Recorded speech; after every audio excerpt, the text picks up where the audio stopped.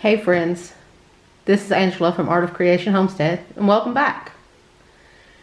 Today, I was picking a few raspberries, and I thought, why didn't you bring your friends along and give them a little information? I mean, you are picking raspberries in early October. Look at those gorgeous berries. Look how big that is. Look how big that is. And this one's even bigger. Oh gosh, those look so yummy. So, these, you may think that's a little odd that I'm getting raspberries in early October. But, this is, well, instead of telling you about it, why don't I take you outside and show you? Okay, we're out here now. And this massive amount right here, that's only 2 bushes. I know it looks like way more, but it's only 2 bushes. And as you can see, they are gorgeous. This is, we've told you about them before in a video that we talked about the fruit that we grow on our little homestead, and we will link it right there. But I'm going to do a little in-depth on it. I think it's worth it. This is a variety called Crimson Night. It is a double cropping variety of raspberry, which means it produces 2 crops every year. It produces some canes in the spring, and which are the old canes from the year before. All these canes you see right here, these are canes. All these canes you see right here, all this beauty you see right here that is producing right now will also produce again in the spring. Then they will die out. Other new canes will start to form as well at the same time. Those new canes will start to grow. These will all die. And then the new canes will produce in the fall, in late fall. Well, not late fall, early fall. The new canes will produce in early fall, like these are. And that's one of the best tips I can give you if you are homesteading on a small property. Take advantage of double cropping variety things. Always, if you have a choice between a single cropping variety and a double cropping variety, always pick the double cropping, because you're going to get twice the crop for your money. So as you can see, look at this. They are loaded down. They are absolutely loaded down. And I have picked so many already, and they are absolutely loaded down. It makes me excited because this is the first real year that they have produced. So it makes me excited to see what's going to happen next year. And as you can see, this one down here, with most raspberries, that would be perfect to pick right now. But not with Crimson Night. Crimson Night, as you can see, what I showed you in the bowl, they are a beautiful crimson color. That's the name. So you want them to go a little farther than that. You can eat them that way, but they're not at their very best. At their very best, they are a true crimson. As you can see, I've already picked them clean pretty much for today. There will be many more. But also, a great thing about this, if you do not like raspberries because you say, oh, they have too many seeds, I don't like the seeds. Well, this variety has few seeds, and the flavor is just phenomenal. I mean, the flavor is like a cross between a red raspberry and a black raspberry. That's the best way I can describe it. It's like a cross between the two. So it has a real depth of flavor. Look at all of those. We are going to be picking raspberries till frost. There's no doubt about that. and as you can see, they spread like mad. That's only 2 bushes and they spread like mad. We will probably in the next year or so probably have to split canes because there are just so many and producing more canes all the time. I mean, as you can see, look down here. These are all new canes. Those are all brand new canes. Now, I'm going to show you, go in, and I'm going to show you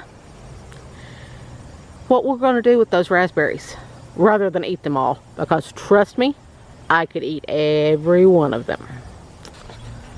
Okay, we're back and we're at the sink and we're going to wash these up because we're going to freeze these. And freezing raspberries, you may think, oh, just wash them, pat them dry, throw them in a freezer bag.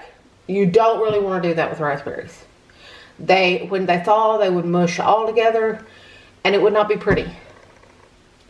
So I'm going to show you how to freeze these so that you can use them in muffins and all kinds of stuff. Probably the way these are going to be used is probably going to be in baked oatmeal, which if you have never had baked oatmeal, you need it in your life. The first time I make baked oatmeal with these beautiful raspberries, I may do a video for y'all. If that's something you're interested in, let me know. I may just do a video for y'all. But here we go. This is how you wash them. Turn on some cold water. You want cold water. And see, they have a hole in the middle. And you want to make sure that everything's nice and clean. So you want to make sure you wash out that hole. So just wash them thoroughly. And wash out that hole thoroughly. Then you want to bring them over here and put them on some paper towel. You want to put them so that hole is down on the paper towel. That way all the water can drain out of the hole. And I know paper towel is a scarce commodity right now in 2020. But you can also use a towel. But just know if you use a towel, if any of the juice leaches, it will probably stain your towel. So choose something that you do not mind getting stained up a little. So I'm going to finish washing these raspberries and then I'll show you what we do next. Okay, as you can see, we've got them all washed and laid out. And see, they're all of them have the hole down. Now what you want to do, you want to let them sit there and air dry for just a few minutes. You want as much of the water dried off of them as possible. But you don't want to stand here and pat them dry. You're just going to crush them. So you just want to let them sit here and air dry for probably about 15 or 20 minutes. That's really all they need. Then I'll be back and show you what's next. Okay, we're back and they have been washed and now they've air dried for about 20 minutes or so. And as you can see, they're fully dry now. Down in the hole is nice and dry, as you can see. And now you want to lay them out flat, individually, not touching, to freeze. And you will end up with a better end product that way because they will stay individual instead of in one large mass, which is what they would do if you just threw them into a freezer bag. Now there's several ways you can do this. If you have a very large harvest, then you will want to lay them out in a single layer on a cookie sheet and put the cookie sheet in the freezer. But because this is a little small harvest, and that's what we're going to have is a little small harvest like this, one after another, this is the way we're going to do it. Over here we have some paper plates. This is just a double thickness of paper plates. See, I have 2 paper plates there stacked on top of each other. And what we're going to do, we're going to put them whole side down. We're just going to put them on the plate in a single layer. And you want to make sure that they have lots of space between each other. That way they don't stick together when they freeze. So then you will put these, once you get your paper plates full, You will put these in your freezer and you will let them freeze for, it usually doesn't take long with berries. They usually freeze fairly fast. You want them to freeze till they're frozen hard, that they're frozen completely solid. And that should take probably about 3 hours or so. And then you can just load them into your bags. And be sure and label your bags. And label your bag. And put them in the freezer and store them away until you are ready to use them. Typically with something like this, I tend to store them in bags that I've measured 2 cups into the bags. That tends to work better because most recipes call for 2 cups of any type of berry or anything like that. Most recipes call for 2 cups. So this is how you freeze raspberries.